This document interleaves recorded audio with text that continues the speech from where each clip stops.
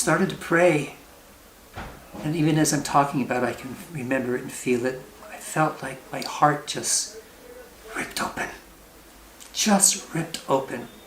I didn't know what to say. I began to cry. And I mean, I began to cry.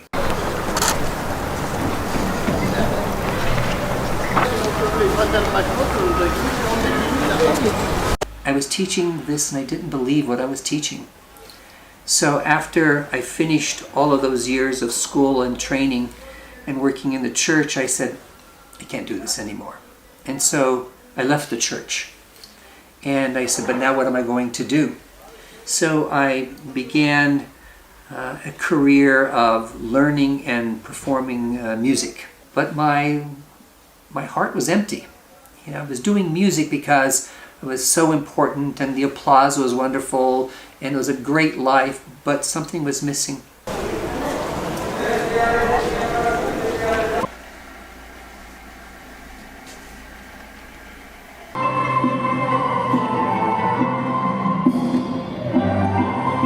Bismillahirrahmanirrahim.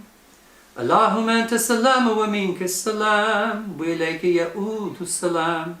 Fahayyana rabbana bisalam. I took my hand and said, I want to show you something. And so he walked me around to the back side of the museum, underneath the Yeshu Kuba, to a place, I didn't know where I was. And he said to me, this place is called the Niyaz Panjarasi. He called it the wishing window. And Makam Chalabi brought me there and he said, we come here and pray. He says, let me show you. And so he walked up the steps and stood in front of the Niyaz Panjarasi and began to make dua. And I stood there watching him. And I looked around because there was snow on the ground. And there was one single red rose over here that was blooming. It was beautiful. And he turned back and Chalabi had finished praying and he came down. He said, now it's your turn to pray. Okay, so I wasn't sure what to do. So I walked up the stairs and I stood in front of the Niyaz Panjarasi and I could see Rumi's Sanduka. I started to pray. And even as I'm talking about it, I can remember it and feel it. I felt like my heart just ripped open. Just ripped open. I didn't know what to say. I began to cry.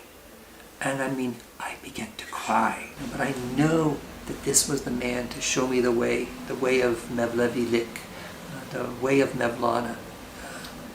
And we know that the way of Mevlavi is the way of Hazrat Muhammad sallallahu alaihi wasallam. I knew I needed to become Muslim.